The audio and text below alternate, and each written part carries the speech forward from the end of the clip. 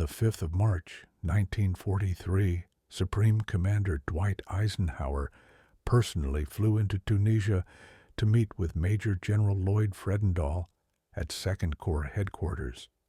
The news Eisenhower carried would bring Fredendall's combat career to an abrupt end.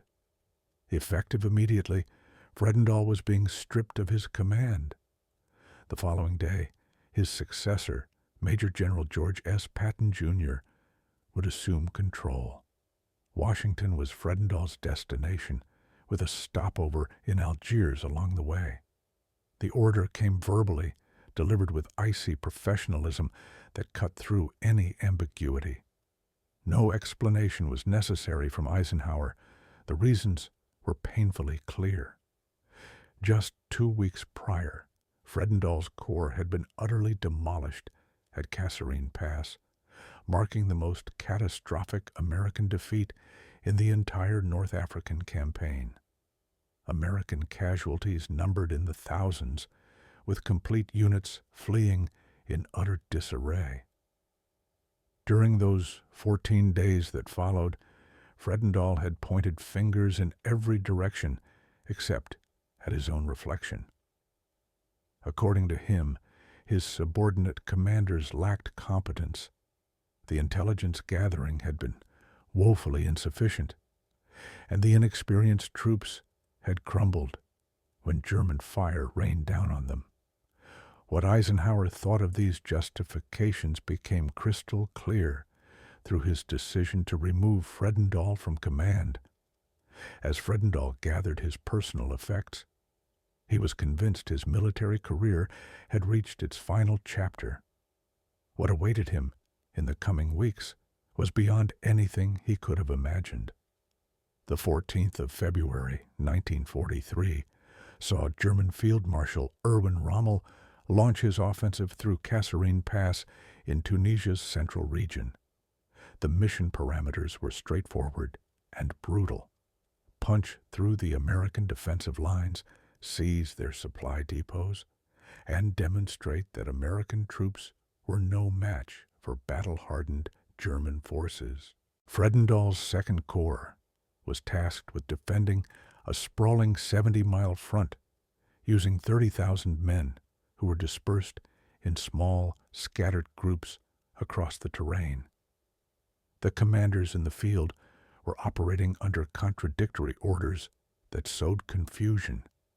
Massive gaps punctuated the defensive line, openings so enormous that entire panzer divisions could drive through them without difficulty. The moment Rommel's forces struck, American defensive positions disintegrated within a matter of hours.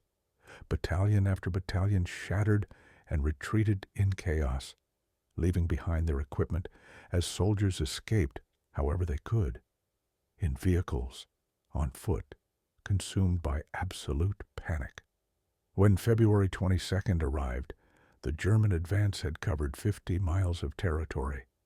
The butcher's bill for American forces exceeded 6,000 men killed, wounded, or taken prisoner. The wreckage of hundreds of tanks and vehicles littered the battlefield, either destroyed in combat or simply abandoned. This engagement ranked among the most devastating defeats American forces would suffer during the entire Second World War. Throughout this catastrophe, Fredendall had remained nowhere near the actual fighting. His command post had been established in a canyon positioned far behind the front lines. By most accounts, somewhere between 80 and 100 miles away from the forward positions where his men were engaged. For more than 3 weeks, he had kept a company of engineers busy blasting his headquarters out of solid rock, while the soldiers on the front lines dug shallow foxholes that offered no protection from overhead fire.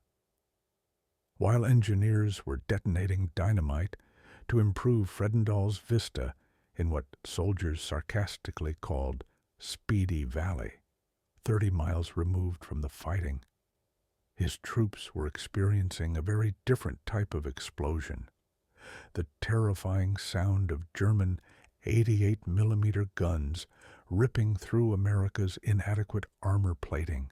One man was constructing a personal fortress for his own safety, while his soldiers were essentially digging what would become their graves, with shallow foxholes scraped into the frozen Tunisian earth. Visiting forward units was something Fredendall rarely bothered to do. Instead, he issued orders by telephone to commanders he'd never actually met face to face. Eisenhower's visit on the 20th of February to survey the unfolding disaster convinced him that Fredendall needed to be removed from command. It wasn't enough to simply relieve him. Fredendall had to be extracted immediately before he could inflict additional damage on American forces. On March 6, 1943, George Patton touched down in Tunisia. He'd been overseeing operations in Morocco when Eisenhower's urgent summons came through. Assume command of 2nd Corps. Repair the damage. Execute this mission rapidly. When Patton arrived, he was decked out in his polished boots and iconic ivory-handled pistols, his face displaying barely contained rage. His first action was to personally inspect every single unit within the Corps. Officers were terminated from their positions on the spot if they didn't meet his standards. He began enforcing uniform regulations that Fredendall had allowed to lapse completely. He made it a point to visit frontline positions that Fredendall had never laid eyes on during his tenure. In just 2 weeks, 2nd Corps underwent a complete transformation, becoming virtually a different military organization. Where chaos had reigned, discipline now prevailed. Defensive hiding gave way to aggressive patrolling operations. These were the exact same soldiers who had fled in panic at Kasserine, yet now they were halting German attacks and starting to win their engagements. The comparison was impossible to miss or downplay. Identical units, the same equipment, but drastically different outcomes on the battlefield. Leadership was the only factor that had changed. In his personal diary, Patton documented that Fredendall's command arrangements were the absolute worst he had witnessed in his entire military career. The extravagant underground headquarters, the scattered unit placements, the complete lack of any forward command presence. In Patton's assessment, it amounted to professional malpractice of the highest order. However, Patton also picked up on something else that troubled him. Fredendall had already departed from Tunisia by this point. He was airborne, heading to Algiers and then onward to Washington. And remarkably, nobody was discussing what consequences awaited him upon arrival. The journey from Tunisia to Washington consumed 3 days of Lloyd Fredendall's life, with necessary stops in Algiers and Morocco along the route to. His only companion during the flight was his aide. No ceremonies, no press coverage, just a quiet extraction from the theater of operations. The aircraft touched down at Bowling Field outside Washington on the 16th of March, 1943. Fredendall's expectations were grim. He anticipated being greeted by War Department officials, potentially even military police personnel. He braced himself for investigations, formal hearings, possibly even a court-martial proceeding. Instead, what transpired left him completely stunned. A military band was performing. Reporters had assembled with their cameras at the ready. A War Department vehicle stood waiting to transport him to a welcome ceremony. As Fredendall descended from the aircraft, he had steeled himself for the cold, harsh reality of a court-martial. What he encountered instead was the cheerful, brassy sound of a military band playing upbeat tunes. This was music that had no business greeting a man who had just overseen a military catastrophe. To anyone familiar with the true events, that celebratory music must have sounded more like a funeral dirge mourning the death of military accountability. The official narrative distributed to the press had been meticulously crafted. According to the release, Major General Fredendall was returning from North Africa following distinguished combat service. He would be taking on new responsibilities appropriate to his experience and rank. The announcement made no mention of his termination, included no reference whatsoever to Kasserine Pass, and provided zero explanation for why a corps commander had abandoned his command while a campaign was still actively underway. Between 1939 and 1943, George Marshall had orchestrated the expansion of the U.S. Army from a mere 200,000 personnel to millions of soldiers.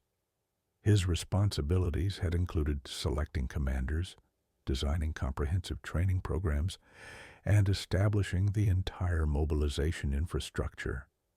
Marshall's entire reputation rested on a foundation of competence and unwavering accountability. Within just days of Fredendall's arrival back in Washington, an extraordinary narrative began circulating. According to this version of events, Fredendall was a valuable combat veteran whose experience was irreplaceable. His battlefield insights would prove invaluable for training the armies still being mobilized across the nation. Any reporter who attempted to probe about Kasserine Pass found themselves smoothly deflected. Operational specifics couldn't be shared due to security concerns, they were told. The uncomfortable truth was that Fredendall's catastrophic failure at Kasserine represented Marshall's own failure in judgment. Marshall now confronted an impossible dilemma.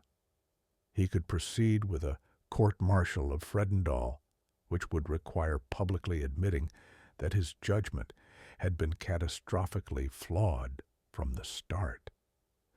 Alternatively, he could quietly relocate Fredendall to a position where he couldn't inflict further damage on American forces. Marshall selected the second path, but a complication immediately arose that would prove difficult to navigate.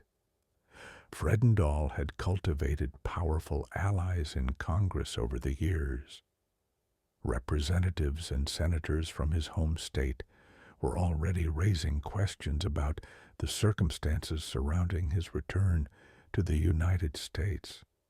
They were demanding assurances that his military service was receiving proper recognition and respect.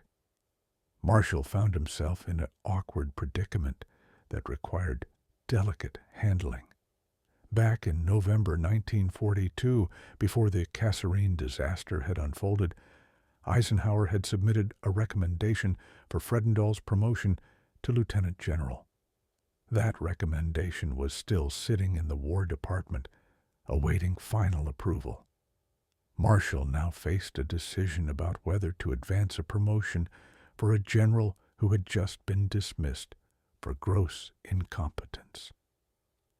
Marshall made the call to proceed with the promotion. Fredendall would receive his promotion to lieutenant general and would be assigned to command 2nd Army, which was a training organization operating within the United States. The promotion process would move forward as though Kasserine had simply never occurred. When word of this recommendation reached Eisenhower, he was absolutely dumbfounded. He had just removed Fredendall from command for incompetence, and now Marshall was elevating him in rank. On the 1st of June, 1943, Lloyd Fredendall's promotion to lieutenant general was made official. The ceremony unfolded at the War Department with complete military honors and formality. Marshall personally pinned the third star onto Fredendall's uniform. The official citation lavished praise on Fredendall's leadership performance in North Africa, his invaluable combat experience, and his contributions to developing American tactical doctrine for fighting German forces. Kasserine Pass received no mention in the citation. There wasn't even the slightest hint that he had been relieved of command in disgrace less than 5 weeks earlier. Fredendall now wore the same rank as George Patton, the man who had salvaged the situation in Tunisia after the disaster. The general who had caused the catastrophe wore the identical 3 stars as the general who had repaired the damage. News of the promotion announcement reached Tunisia within a matter of days. Officers who had served under Fredendall's disastrous command read the news in stars and stripes with a mixture of disbelief and seething fury. Picture yourself as a sergeant in the 1st Armored Division sitting in the dust of a defeated encampment, clutching a grease-stained copy of Stars and Stripes. You're staring at the face of the man who sent your friends to their deaths while he commanded from a hole in the ground, and suspended above his photograph is a gleaming new star. This wasn't merely a promotion. It was a deliberate insult to every man who had actually shed blood in that pass. Yet the most bitter reaction of all came from Patton himself. He had just finished conducting court-martial proceedings for officers whose failures at Kasserine were being prosecuted. He had removed commanders for insufficient aggression, for failing to visit frontline positions, for command arrangements that had scattered their forces ineffectively. Fredendall had committed all of these sins on a massive, systematic scale, and his punishment? A 3rd star pinned to his chest. While that 3rd star was being ceremonially attached in Washington, angry letters began flowing into the War Department from the dusty battlefields of Tunisia. Fredendall's new assignment was to command 2nd Army, a training organization headquartered in Memphis, Tennessee. Combat would never again be part of his experience. The fury contained in those letters was visceral and raw. How could the general who bore responsibility for the worst American defeat of the entire war receive a promotion while his subordinates faced court-martial? Why were the men who had simply followed his orders being professionally destroyed while he wore 3 stars in Memphis? Marshall's response to these complaints remained consistent and unchanging. According to Marshall, General Fredendall's service record spoke for itself. His current assignment represented the best utilization of his experience and capabilities. Personnel decisions were made based on the needs of the service, period. What Marshall couldn't publicly articulate was the underlying truth that drove these decisions. Fredendall's congressional connections made any attempt to fire him politically hazardous. His influential allies in Wyoming had made it abundantly clear that any public disgrace would trigger congressional investigations and hearings that could prove embarrassing to the entire War Department. By protecting Fredendall, Marshall had protected the institution itself from political exposure. However, this decision would establish a dangerous precedent that would plague the Army throughout the remainder of the war. Political connections had demonstrated they could shield incompetent generals from facing consequences for their catastrophic failures. The stark contrast with other Kasserine commanders made Fredendall's promotion appear even more grotesque and unjust. Major General Orlando Ward had commanded the 1st Armored Division under Fredendall's authority at Kasserine. Ward had actively protested Fredendall's orders requiring him to scatter his division across 70 miles of terrain. He had explicitly warned that these dispositions would be impossible to defend successfully. Fredendall had overruled his objections completely. When Rommel's attack materialized, Ward's scattered units were systematically defeated in isolated battles, exactly as Ward had predicted would happen. Ward fought with desperate determination to contain the breakthrough, moving constantly between his fragmented units in an attempt to organize some kind of coherent defense. Following Kasserine, Patton relieved Ward from his command in early April 1943 during the subsequent Battle of El Guetar. Patton's assessment was that Ward had become excessively cautious, psychologically traumatized by the disaster that Fredendall's orders had created. Ward received reassignment to administrative duties as Chief of Field Artillery. Although he would later return to combat commanding the 20th Armored Division in 1945 and would enjoy a distinguished post-war military career, the relief effectively terminated his wartime command trajectory at precisely the moment when Fredendall was receiving his promotion. The purge of Kasserine-era officers continued relentlessly even after the Army began achieving victories under Patton's command. Regimental commanders who had dutifully followed Fredendall's orders found themselves court-martialed for the failures that those very orders had caused. Battalion commanders were relieved from their positions for failing to hold defensive positions that Fredendall's dispositions had rendered indefensible from the start. These officers possessed no congressional protection to save them. They lacked political connections powerful enough to shield them from consequences. They paid the full price while Fredendall collected his promotion.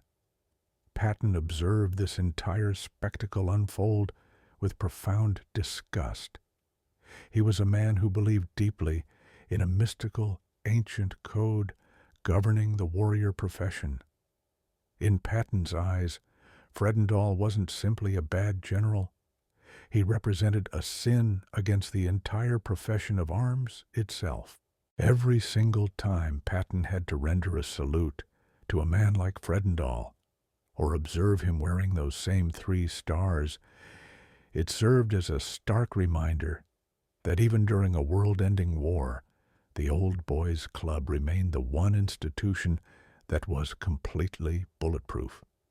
He confided to his staff that the Army was systematically punishing the wrong people. The Corps commander who had caused the disaster was safely ensconced in Tennessee wearing 3 stars. Meanwhile, the division and regimental commanders who had desperately tried to salvage his mistakes were being professionally destroyed. This became a lesson about military politics that Patton would carry with him forever. Competence mattered far less than having the right connections. Taking personal responsibility was tantamount to career suicide. Blame could always be deflected downward through the chain of command, provided you had the right friends positioned in Washington. From his post in North Africa, Dwight Eisenhower observed Fredendall's promotion while maintaining carefully calculated public silence. He had personally recommended Fredendall's relief from command. He had dispatched Patton to repair the disaster. He understood precisely how catastrophically Fredendall had failed in his responsibilities. However, Eisenhower didn't merely remain silent about the situation. He actively participated in the cover-up operation. He wrote correspondence to Marshall expressing support for the idea of giving Fredendall a hero's welcome upon his return. His reasoning was brutally political in its calculation. If the American public discovered that a Corps commander had been fired for incompetence, it would devastate national morale at a critical time. It was preferable to conceal the failure rather than risk undermining public confidence in the Army's leadership. Eisenhower never raised any protest about the promotion decision. He didn't compose dissenting memoranda for the record. He made his true views known only to his immediate staff members. Years later, Eisenhower's chief of staff would explain the reasoning behind this approach. Eisenhower held the position of Supreme Allied Commander in a theater where American, British, and French forces had to function together cohesively. He couldn't afford to wage a political war with the War Department over personnel decisions that might seem important, but were ultimately secondary to winning the war. If he had challenged Marshall's handling of the Fredendall situation, he would have created enemies in Washington who possessed the power to undermine his authority in the theater. Eisenhower therefore made a cold, pragmatic calculation. He would operate within the existing system rather than fight against it from the inside. This decision would fundamentally shape his command philosophy for the duration of the war. When other generals subsequently failed in their duties, Eisenhower would relieve them quietly behind the scenes, reassign them to non-combat positions where they couldn't do harm, and allow the War Department to manage the public relations narrative. He would never again attempt to hold failed commanders publicly accountable for their mistakes. The lesson had been absorbed completely. Military competence mattered less than political survival in the system as it existed, and Eisenhower had chosen to survive within that system. The genuine explanation for Fredendall's promotion had nothing whatsoever to do with military merit or battlefield performance. The answer lay in congressional politics and influence, and the smoking gun evidence was concealed in a family tree that most observers had never bothered to examine closely. Fredendall's family had cultivated deep, entrenched connections to Wyoming's political machinery over generations. His father had served as a protege of Senator Francis E. Warren of Wyoming, one of the most powerful men in Congress. Warren happened to be the father-in-law of General John J. Pershing, the legendary commander of American forces in World War I. This intricate family tree connecting military and political power made Fredendall essentially untouchable by normal channels. Marshall himself had served as General Pershing's former aide and protege during his formative years. This personal history made it extraordinarily difficult for Marshall to move aggressively against a man whose family connections ran so deeply into Pershing's own immediate family through his father-in-law. When word filtered back to Washington that Fredendall might face court-martial or public disgrace, these relationship networks immediately activated like a well-oiled machine. Phone calls were placed directly to the War Department. High-level meetings were requested with Marshall personally. Questions began emerging in congressional committees about whether General Fredendall was being made into a convenient scapegoat for systemic institutional failures in training doctrine and preparation. Marshall fully comprehended the threat these inquiries represented. Congressional investigations into North African command decisions possessed the potential to expose problems permeating the entire mobilization system from top to bottom. The disaster at Kasserine had many fathers spread across the institution. Making Fredendall the sole scapegoat could trigger examinations that would prove embarrassing to everyone involved in preparing forces for combat. The safer course was to quietly promote him, assign him to a position where he couldn't inflict damage, and simply move forward. The general public would never learn the detailed truth. The Army would successfully maintain its carefully cultivated image of competence, and congressional allies would be satisfied that their man was being treated with appropriate fairness. It represented cynical political calculation, masquerading as sound personnel management, and the strategy worked flawlessly in achieving its objectives. Fredendall retained his stars, his comfortable pension, and his carefully protected reputation. The Army successfully avoided congressional investigations that could have proven damaging.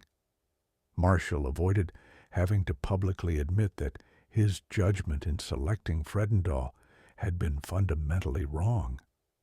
Everyone emerged as a winner from this arrangement, except for the soldiers who had died at Kasserine and the competent officers whose careers were systematically destroyed. For the remainder of the war, Fredendall remained stationed at 2nd Army Headquarters in Memphis, training infantry divisions for overseas deployment. By all accounts from those who observed him, he performed adequately in this training role. Training assignments required administrative competence and organizational skills, not the battlefield judgment that combat command demanded. No major scandals emerged from his headquarters during his tenure. However, every officer who served under him knew the true history behind that third star. The promotion represented political protection, not earned achievement through merit. The cynicism this situation created rippled through the entire officer corps like a virus. Men who had just barely survived Rommel's attacks in North Africa found themselves sitting in Memphis classrooms, while Fredendall stood at the front, lecturing them confidently on modern tactical doctrine. The absurdity of this situation wasn't lost on anyone present. Some officers would later credit Fredendall with teaching them genuinely valuable lessons, specifically lessons about what not to do when commanding troops in combat. His catastrophic failures at Kasserine became detailed case studies illustrating how not to organize defensive positions, how not to command remotely from the rear, and how not to scatter your forces across indefensible terrain.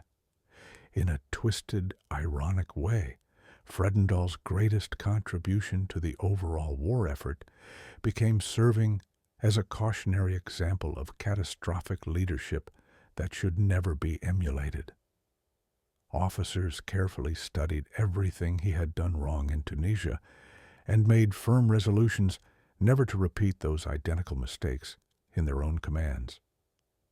The war in Europe concluded in May 1945 with Germany's surrender.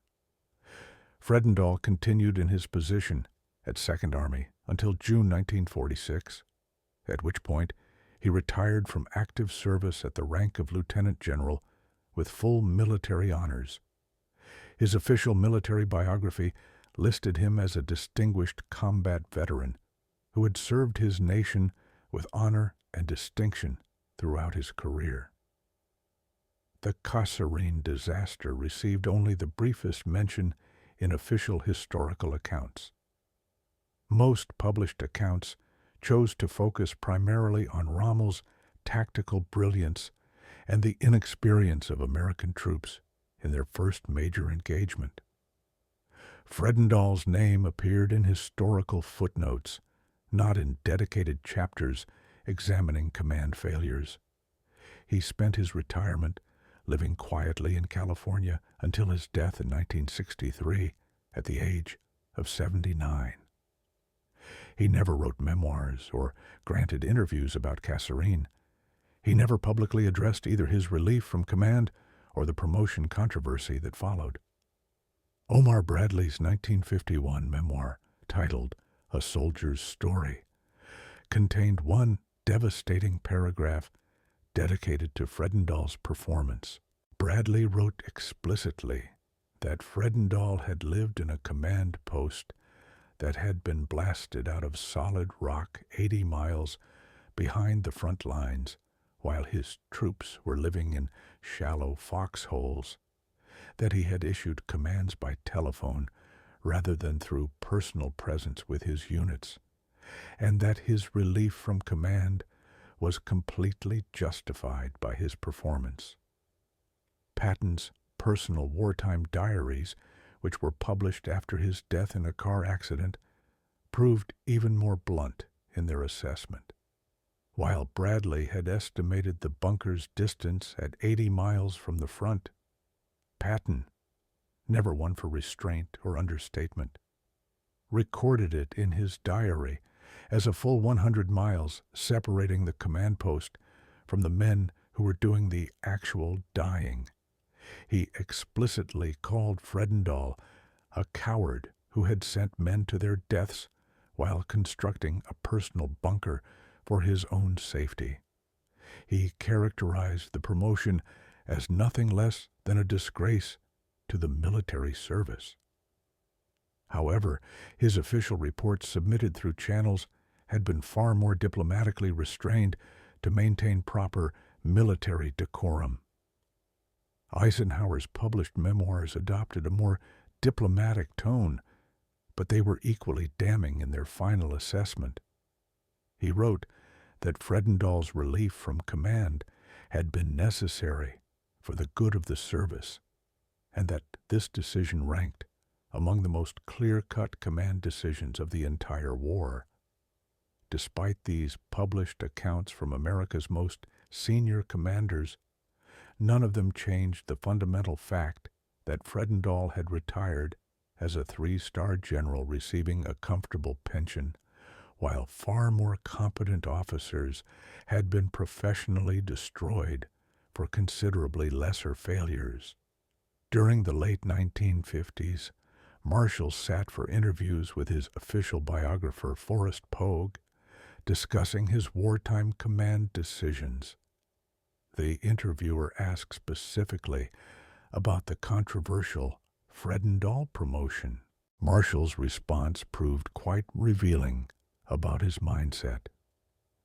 Marshall defended his decision primarily on institutional grounds and considerations. Destroying Fredendall publicly would have necessitated court-martial proceedings that would have exposed just how unprepared American forces had been in early 1943 when they first faced German veterans. The troops were inexperienced and green. The tactical doctrine was largely untested against a sophisticated enemy. The training programs had failed to prepare soldiers adequately for combat against German veterans. Even Rommel himself had noted the inexperience of American forces in his own reports. By promoting Fredendall into a training role rather than prosecuting him, Marshall masked the uncomfortable fact that the entire system had been unprepared for combat. It protected the institution's public reputation while simultaneously removing Fredendall from any position where he could command troops in combat.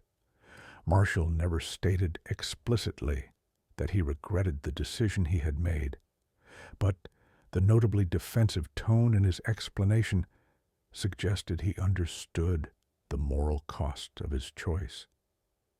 The consequences of this institutional compromise echoed throughout the remainder of the war in ways both subtle and obvious. It established a system where catastrophic failure could be survived through political protection, while ambitious officers absorbed the lesson that cultivating congressional relationships mattered just as much as developing tactical skill. The system that emerged was one where failure could lead to promotion, while success remained entirely optional. Political connections demonstrated they mattered more than the lives of dead soldiers left on battlefields. It was a system specifically designed to protect the guilty while systematically punishing the innocent. The soldiers were the ones who paid the price for this arrangement. At Kasserine Pass alone, more than 6,000 Americans became casualties directly because of Fredendall's incompetent command decisions. In the years following the war, the families of those casualties learned that the general responsible for their sons' deaths had actually been promoted, while their boys were buried in North African cemeteries. We frequently discuss political face-saving as though it's a victimless crime with no real consequences. However, every single star displayed on Fredendall's shoulder was paid for in agonizing installments by families scattered across Wyoming, Illinois, and New York, who were receiving telegrams that didn't offer congratulations or promotions. Those telegrams offered only a folded flag and a hollow expression of gratitude for their sacrifice. In Washington, the political class successfully saved a career and protected the institution. In North Africa, they simply filled another military cemetery with young American bodies. The man who bore direct responsibility for the disaster at Kasserine Pass retired from military service with full honors, a 3-star general's generous pension, and a reputation that had been carefully protected by the most powerful men in the Army's hierarchy. We're often told that history is written by the winners of conflicts, but sometimes that history is also carefully edited by the people who are too embarrassed to publicly admit they selected the wrong man for a critical position. Because when you're fighting a war, competence becomes negotiable based on political considerations. But personal connections, those are forever, and they proved more valuable than any number of battlefield victories or dead soldiers.